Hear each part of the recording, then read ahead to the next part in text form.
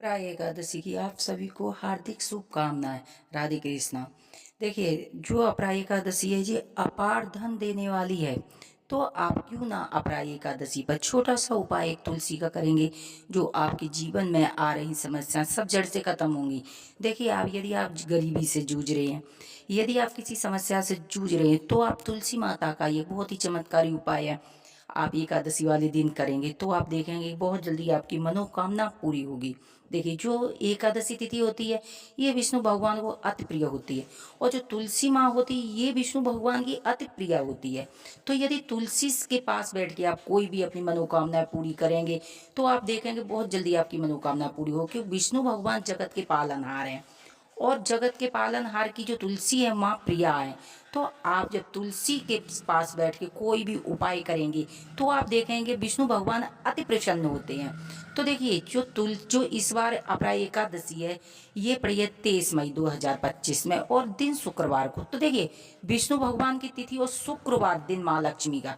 तो आप इस दिन माँ लक्ष्मी और विष्णु भगवान की पूजा कीजिए, और आप अपने जीवन में देखेंगे कि जो आ रही समस्याएं जड़ से खत्म हो जाएंगे, और आप एक बेहद चमत्कारी उपाय करेंगे तो देखेंगे कि आपकी जन्मों जन्मों की गरीबी दूर हो जाएगी। क्योंकि जो अपराय एकादशी अपार धन देने वाली है, इसमें विष्णु भगवान की अपार कृपा बरसती है। तो देखिए, इस अपराय एकादशी का जो सुनहरा मौका ये हाथ से न जाने दें। इसमें यदि आप छोटे छोटे उपाय भी करेंगे तो आप देखेंगे विष्णु भगवान अति प्रसन्न होंगे, क्योंकि इस जो अपराय एकादशी में जो व्रत रखता है उसके जो जन्मों जन्मों के पाप होते हैं ना, वो समाप्त हो जाते हैं। तो देखिए, अपराय एकादशी वाले दिन आप तुलसी माँ की पूजा करेंगे, क्योंकि एकादशी कोई भी होती है उस दिन तुलसी में जल नहीं डालना चाहिए, क्योंकि तुलसी माँ व्रत रखती हैं विष्णु भगवान के लिए। तो उस दिन तुलसी माँ में जल नहीं डालना चाहिए, लेकिन उस दिन तुलसी की पूजा अवश्य करनी चाहिए। उस दिन तुलसी की पूजा का विशेष फल प्राप्त होता है।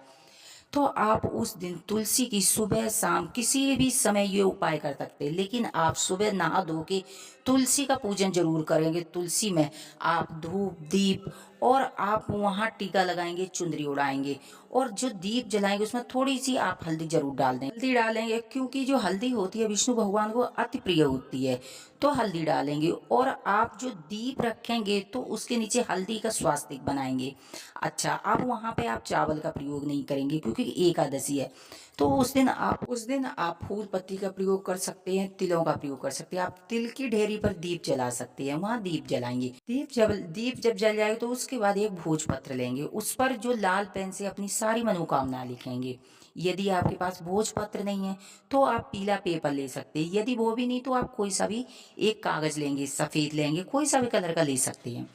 उस पर आप अपनी मनोकामना लिखेंगे, और उसमें थोड़ा सा शहद और हल्दी लगाएंगे, और उसको फोल्ड करके आप अपने हाथ की मुट्ठी में दाबेंगे, और आंख बंद करके विष्णु भगवान का ध्यान करेंगे, और तुलसी के पास बैठ के आप जो भी इच्छा है बार बार दोहराएंगे, कम से कम 11 बार बोलेंगे, और तुलसी की थोड़ी सी मिट्टी हटा के और वो जो आपने लिखा वो गाड़ देंगे। आप देखेंगे कि ये जो चमत्कारी उपाय आपने किया है ना, जो आपने ये लिखी हुई इच्छा ये तुलसी माँ तत्काल विष्णु तक पहुंचा देंगी।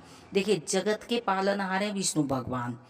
तो जब ये इच्छा विष्णु तक पहुंचेगी, विष्णु जी तक पहुंचेगी, तो विष्णु भगवान तत्काल आपकी इच्छा पूरी करेंगे, क्योंकि तुलसी माँ विष्णु जी की अति प्रिय है। जब तुलसी माँ उनसे आपकी मनोकामनाएं कहेंगी तो विष्णु भगवान शीघ्र ही मनोकामनाएं आपकी पूरी करेंगे। आप तुलसी में धूप दीप बराबर जलाते रहेंगे तो आप देखेंगे कि आपकी जो मनोकामना बहुत जल्दी पूरी होगी। आप देखेंगे जो अगली एकादशी आएगी इससे पहले आपकी सारी मनोकामना पूरी हो जाएगी। ये उपाय आप करेंगे तुलसी जी में, और सुबह शाम तुलसी में आप दीप प्रज्वलित करेंगे। आप देखेंगे कि तुलसी माता की कृपा से आपकी जो भी बड़े से बड़ी मनोकामना है वो पूरी होगी। ऐसे छोटे छोटे उपाय जानने के लिए हमारे चैनल को सब्सक्राइब करें, वीडियो को लाइक करें, जिससे नई नई नोटिफिकेशन आप तक पहुंचती रहे। हर हर महादेव की जय।